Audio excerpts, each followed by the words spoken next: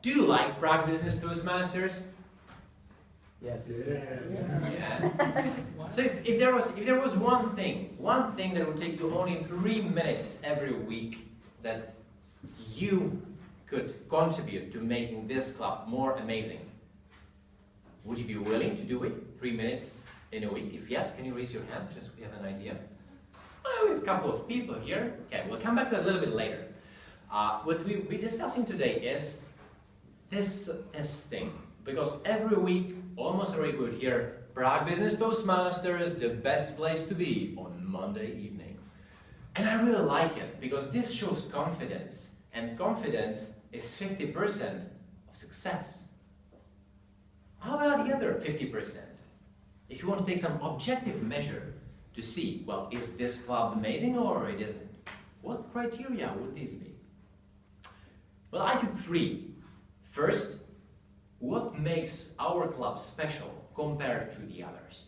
Second, how are we able to grow our members? How attractive our club is for others?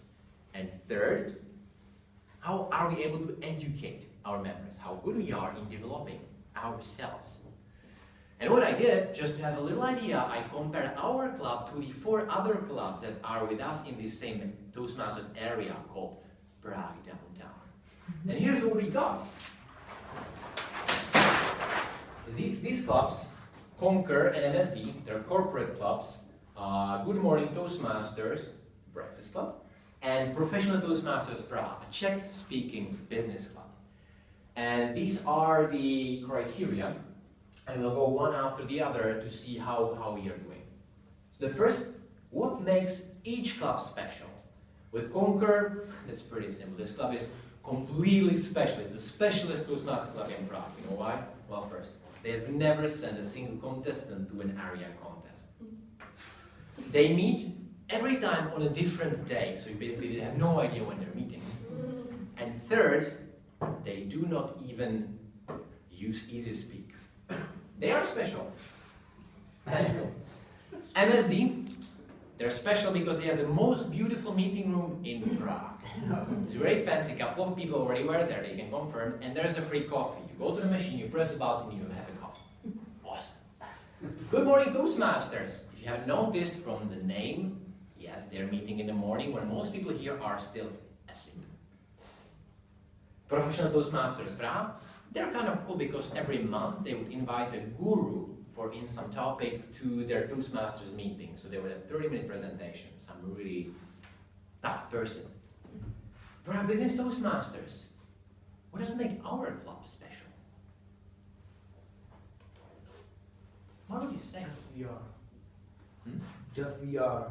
Just we are. And actually that's the same thing as I was thinking. Like for me, Prague Business Toastmasters is this impressive mixture of individualities, of special people, and you do not get this mix. Well, you've got Stephanie, district finalist, you've got Ryan, superstar English teacher and mogul when it comes to English teaching websites, and all the other people, and I think every single person sitting in this room is very special. So I think in this criteria, what's special about the club, I think we're doing quite okay. Let's take a look about the other ones. Membership. How I did it.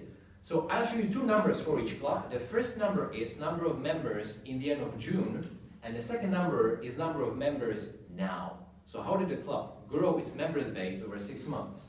Conquer, 23 in June, today, 24. Well, not exactly rockets, but it adds up to a nice 4% growth. MSD started with 20, finished with 26. 30%. Not bad. Good morning, Toastmasters, where not so many people wanted to wake up this year apparently, because they got 29 in the beginning and now only 22. So they actually had a decrease, minus 30%. Professional Toastmasters Prague, 23, and now they have 30. So a decent 30% growth. Prague Business Toastmasters, how do you think we were doing? We started with 42, and now we have 29. which means, in other words, we're kind of dying out. So in this criteria, we're not exactly super performing. But let's take a look at the other one. So how about the education? And there's many criteria that you can take for education, but let's take a look at a simple one. For example, how engaged are people in speaking in our club? How are they planning? How they care about their education, about their speeches? For example, how many speeches do we have signed up for in January? How many speaking slots are already filled? Concur. I told you they don't use Easy Speak, right? So I have no idea. It's a big question mark. MSD, 4. Well, not bad. Good morning, Toastmasters. 8 people signed up. They have only 8 speaking slots. Their January is sold out. It's quite impressive. Professional Toastmasters Prague, 5. So how many people do you think are signed up for speeches in Prague Business Toastmasters for January? 2. Almost. 0. 1! Oh. Ladies and gentlemen, there's a single person that wants to give speech in January in Prague Business Toastmasters. Yeah, so I mean, take a look at this. And I don't want to sound like scaring people. We are a great club. You see it when you're coming to the meetings. But what I want to point out is, well, there's some things that perhaps need fixing. And there are some things that each and every one of us can do something a little bit about. Well, for having enough special people, we can, for example, ask Stephanie not to leave us and stay here with us, and Brian and everybody else. You can be nice to other people so they stay. About members, yeah, each of us can bring their friend so that we have some new people coming in. But I think the most easy thing that each of us can do is related to the education, and that is because unless we really show to every person that's new here that this room is full of people that really care about getting better at what we're doing, about giving presentations and becoming better leaders, well, that's the only way how we can convince that we are serious and that will make people stay. And that's this thing each of us can do, taking 3 minutes every week. Just take a look at your speaking plans and make sure you're signed up for a speech, that you're at least one speech signed up. So if you believe you can do that every week, check if you're signed up for a speech. Can you raise your hand?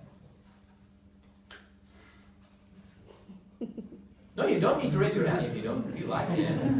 But this belief will really help with the club and will really help to Chris, who will not need to use a whip to get people speaking meeting after meeting. And trust me, it will be better also for you.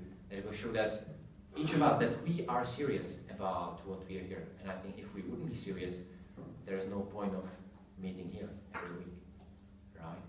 So Prague Business Toastmasters, sign up for your speeches and stay the best place to be on Monday evening.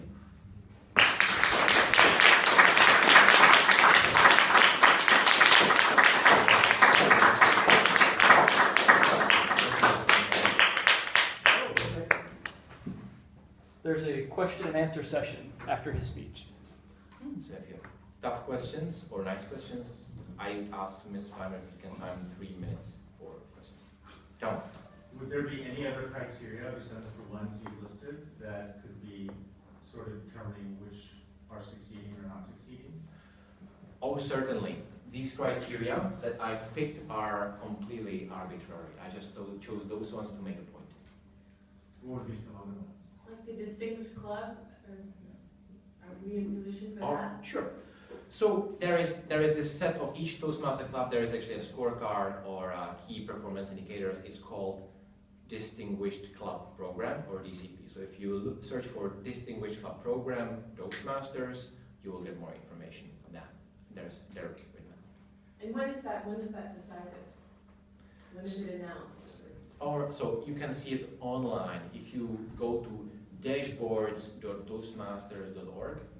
But we have been President's Distinguished Club. Correct. We are at this time, right? Right. So I'm just saying this. You can see live, you can see how this club is doing right now. And actually, in this criteria, the club is doing quite well, better than the other clubs. And you can see online, you can see the current state, how we're doing right now. Felipe? Any other questions?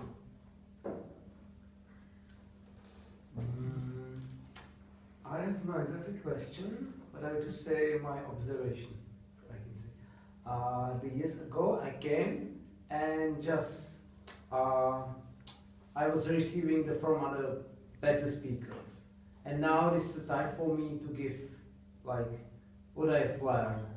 And this is like not just for me, just for everybody who's been for longer time to like give what they have received to other new members.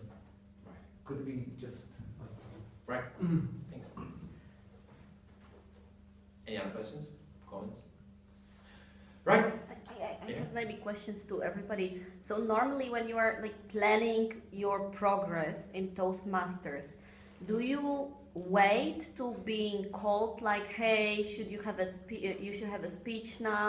So you're waiting for a call, or do you plan like yourself in advance? Well, I would like to achieve this level within half a year, so I need to schedule my speeches. Do you like actively think about your progress? Anybody? True. So how, like, normally you think, for example, how many speeches are you planning in advance? Or you just plan it, but then don't What do you really... mean by planning? Is it just like booking it, or Yeah, like really booking. writing down some ideas? No, it's first about booking. So you tell, for example, yourself, okay, I would like to finish this manual until like half a year. Do you do that, or you just plan like once per month I will have a speech, or...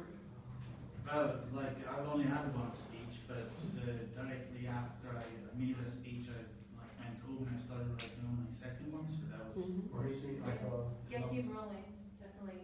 could be Keeping the momentum. Ladies and gentlemen, I apologize. I'm thank you for the question. Thanks all for your answers. And the rest we can continue in the pub. Mr. Toastmaster.